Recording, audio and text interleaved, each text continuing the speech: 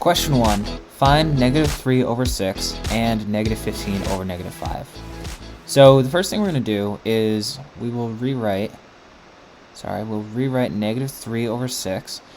And when we're simplifying fractions like this, what we want to look for is numbers that divide into both the top and the bottom, the numerator and the denominator.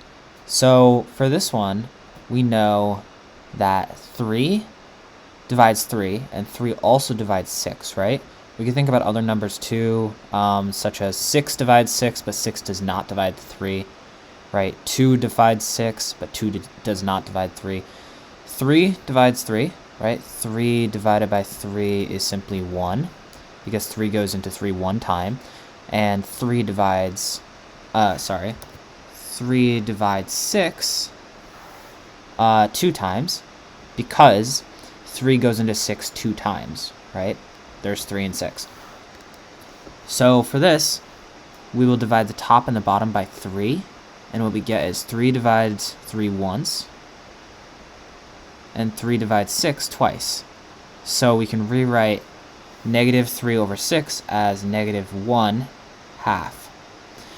Now for the second problem, negative 15 divided by negative 5, we again ask the same sort of thing. What number divides 5 and 15? Well, we can think about 3. 3 does divide 15, but 3 does not divide 5. And we can think about, well, the only other number really, because 5 is prime, is 5.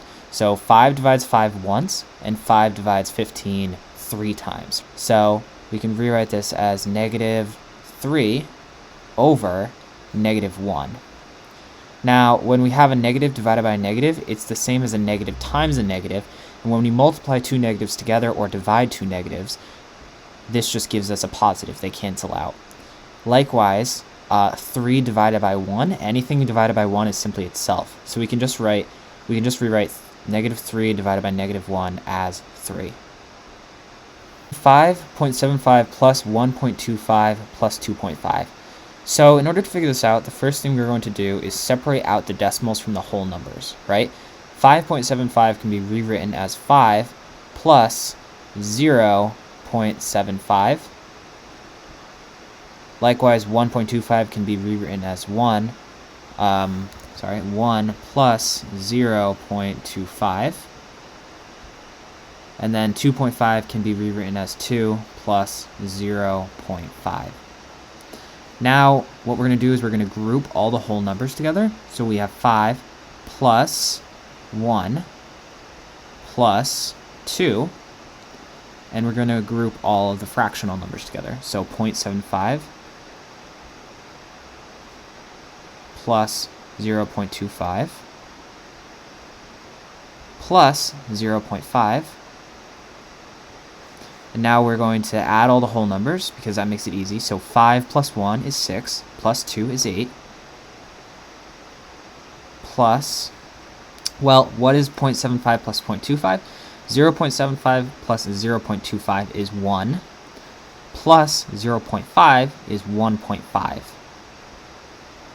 And now we're simply going to add these two numbers together. You can, of course, separate out the whole and decimal number again if you want to. You could rewrite this as 8 plus 1 plus 0.5, and then add these two numbers together.